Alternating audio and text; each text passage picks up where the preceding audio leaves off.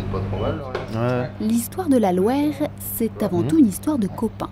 Christophe, Thierry et Thomas, de grands gamins qui jouent un soir aux apprentis sorciers et tentent de percer les mystères du célèbre cola américain. On s'est dit qu'on allait essayer de faire quelque chose de sympa pour s'amuser dans un premier temps, parce qu'il n'y avait pas de seconde idée. Et puis finalement, je crois que de fil en aiguille, on a pas mal réussi. Et c'est ainsi que naquit le Loire Cola, dans la cuisine de ce restaurateur qui cherchait de bons sodas à mettre sur sa table. On était face à un mur, il n'existait pas d'offre. On ne pouvait pas acheter de produits avec une notion de terroir et en 100% naturel. Donc les colas qu'il existe dans le commerce, le Brest Cola, tous les concurrents au Coca-Cola, c'est que des copies finalement. Des produits 100% naturels et 100% local, c'est rapidement devenu l'ambition de ce jeune chef d'entreprise. En 6 mois, il crée 11 produits différents et joue la carte du local jusqu'au bout avec un slogan étonnant, la Loire en bouteille. Et pour justifier une telle appellation, il lui fallait donc une eau un peu spéciale. Il l'a trouvée dans le sud du département. On se rend donc dans le village de Saint-Hippolyte. C'est l'unique source du l'Indre-et-Loire. C'est une nappe phréatique qui fait 5 départements qui passent sous la Loire. Donc c'est vraiment de l'eau de la Loire qui est filtrée par le calcaire. Donc l'intérêt c'est de travailler avec cette eau-là.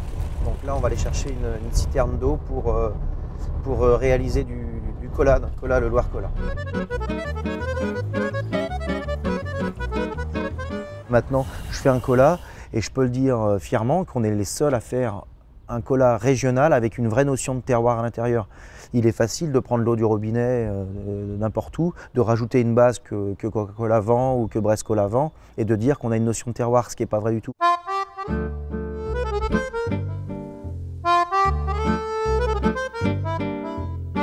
Les vergers de la Manse, du côté de Sainte-Maure-de-Touraine, 15 hectares de fruits exploités par une petite entreprise familiale à laquelle Christophe Germain s'est associé. Ici, il produit tous ses jus de fruits. Aujourd'hui, ce sera la tomate, du Val-de-Loire bien sûr.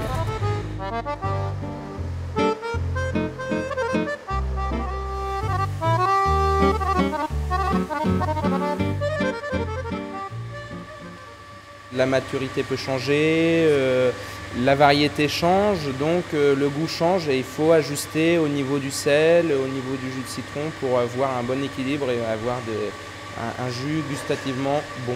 Nous, on ne cherche pas sur nos jus de tomates à avoir une régularité sur le goût. C'est jamais la même tomate qu'il y aura dans la bouteille.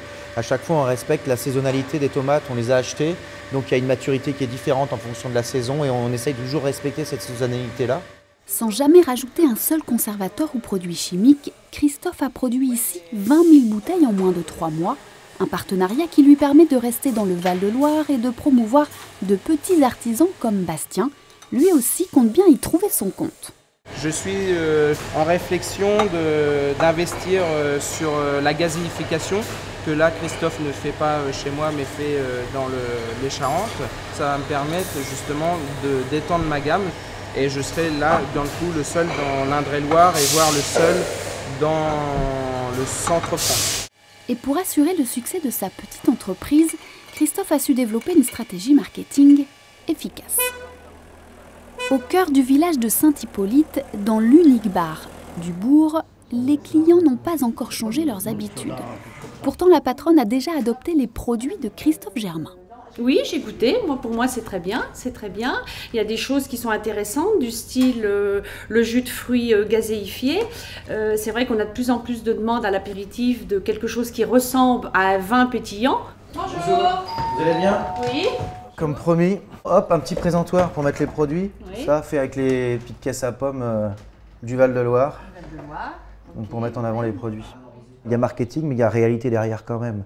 Puisqu'on peut faire plein de pubs et vendre des choses qui ne sont pas vraies dans la bouteille. Mais à chaque fois, on a essayé de faire un beau projet marketing avec un beau logo, avec plus qu'une charte graphique un peu rétro pour rappeler le nom de la Loire. Donc c'est vraiment à chaque fois, on a notre idée, mais derrière c'est respecté dans la bouteille et c'est l'essentiel.